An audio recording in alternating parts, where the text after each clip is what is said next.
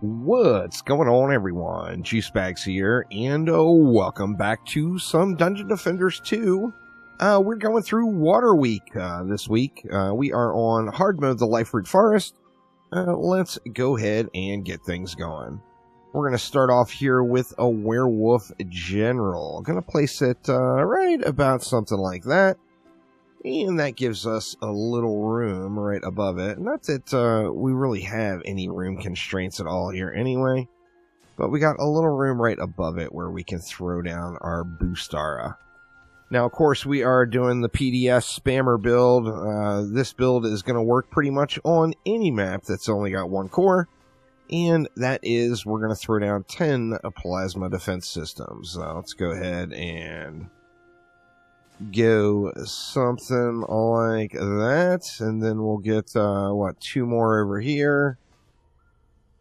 Oh, there are 4 more over here actually, something along those lines. Let's get all of that on a buff beam, and that is going to be the basic or the bulk of the build. Now we are going to use some scanners. And we're going to get that anti-heal going, particularly on this water lanes over here. We got water flyers and water ground lane. I am going to get anti-heal going here now. That anti-heal will help that out quite a bit in, with that the healing issues we're going to have there. Now, we are going to run into one problem, and that is we are 10 DU short doing this build. And we're not going to be able to fit everything in. So you see we only have 60 left. We need 70 over here, but over here we also have a lane that is not going to have the water healing, and additionally is going to be immune to the electrocute combo. So we don't need to worry about putting anti-heal or the electrocute combo on that lane, and we can just throw down a scanner right about like that. Now, we do have 20 left over, so we can use, we can throw just like a Frost Strike Zara down just to get our diverse mods on the Buff Beam and Boost Star jacked up a little bit more. And taking a look through each of those defenses, Deadly Strikes, Destruction, Defense Rate. With Defense Rate, Anti-Heal, and Tenacity, obviously it doesn't need to be overcapped. I could go with more range on the Water Aura, but this is just kind of a general use build that I use on every map. We're going with Defense Rate, Tenacity, and Range on our Biometric Scanner with Deadly Strikes, Chilling Pulse, and Enhanced Scan. I've got Crit Chance, Defense Rate, and Anti-Melee on the Plasma Defense System, Plasma Echo, Mass Destruction, and Vicious Strikes, and then just standard issue boosts and buffs.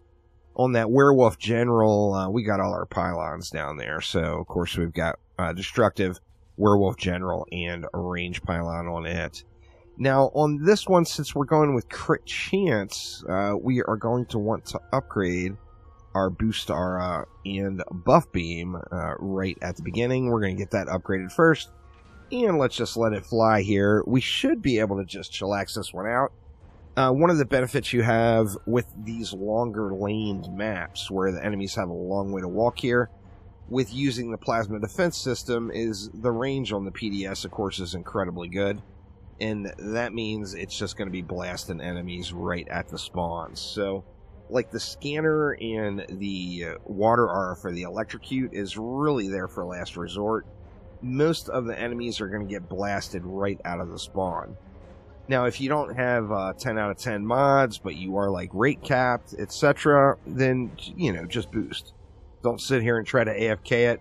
Boost it out. You're adding a tremendous amount of damage to your PDS by boosting it. So, obviously you're likely to be playing this one on an alt.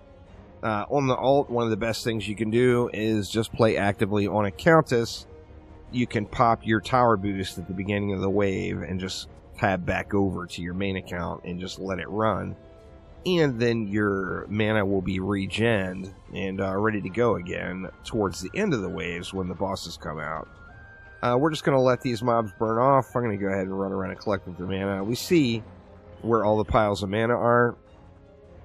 Long lanes, crazy range on the PDS equals just lots of opportunities to pew.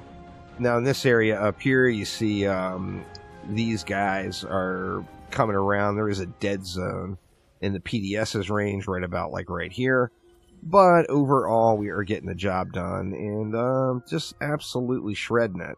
Now, I am going to upgrade my Boostara and Buff Beam all the way first before I start dumping anything into the PDS. Of course, the more upgrades that you give, the more power you're going to get and the more AFK you're going to be. So you'll just be able to chillax it out here once you get things fully upped, assuming you are adequately geared to be doing Elemental Rumble. So we don't have to really worry with the PDS and its crazy range of power. We don't have to really worry a ton about countering the elements, but we do just want to be aware of which element is where. You know, water lanes, of course, are going to have mobs that have healing, so you're going to want to get anti-healing on it. And for the most part, we're able to just steamroll the map here. And like I said, this build or something similar to this is just going to absolutely wreck every single map in the game that only has one core. So if there's one core, you can spam 10 PDS, boost it, buff it, and then use your hero boosters to tower boost those defenses if your power level is not quite adequate. However, it just absolutely shreds it, no doubt. I love the PDS. You know, just I loved it in DDA. I loved like lightning towers and DSTs in DD1. I personally have always enjoyed those sort of things. Now, I'm not going to bother running around and collecting up all the mana again, so we'll just spam in what we've got here and let it fly. We're down to upgrading our PDS only now, so we don't really need to worry about things too much. We can just let it all get wrecked. You know, if you want things to run a little bit quicker, even if you do have AFK levels of power, just tower boost. You know, you're going to burn mobs way, way faster. We'll see this Electric Orc Commander as soon as it gets out and in range. Just shredded. Absolutely shredded. We got our Earth Commander coming out now as well. That'll take a moment to get into range here. But same result will happen there. It's just going to be a beating. We can boost it out, get those mobs down really, really quick, and things are going to go much smoother. Now, one thing you got to notice right out of the gates. Why, being on hard Elemental Rumble, does that Earth Commander only have 1.2 million health? And that's pretty simple, because this map, of course, the scaling is bugged. So in hard mode Elemental Rumble, you're just going to annihilate it.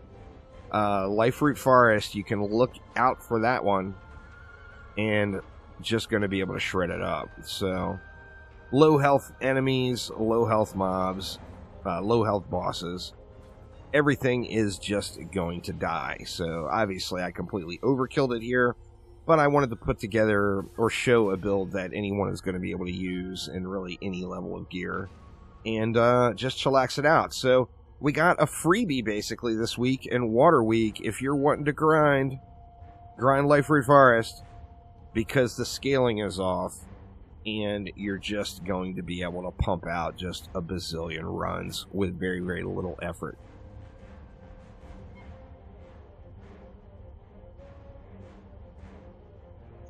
In fact, we just really didn't need to do any of this. Like I said, I wanted to show a completed build here because, you know, why would you not? You know, this is what I would do if scaling wasn't all wrecked. But since scaling is all wrecked, this is the benefit we have. Super squishy bosses, super squishy elites, and it just gets owned. So, yeah. This will be the one this week to grind if you are in the mood to grind out an ability power set. I'm tempted to, but on the same note, it's just a set that's going to sit on a hero that I never use.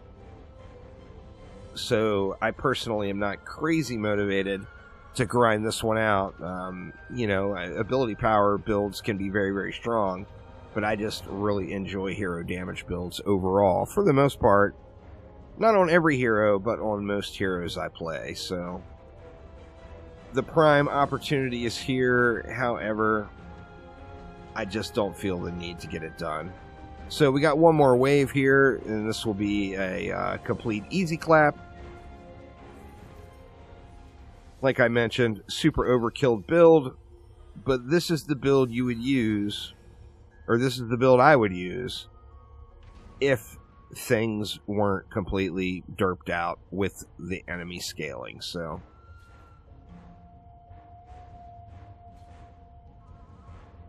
in fact, I think you could really go with really quite minimums.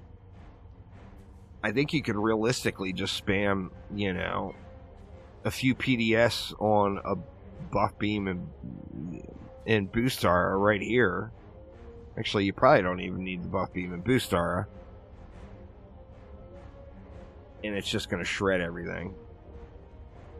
That Orc Water Commander is like missing a few zeros, that is for sure.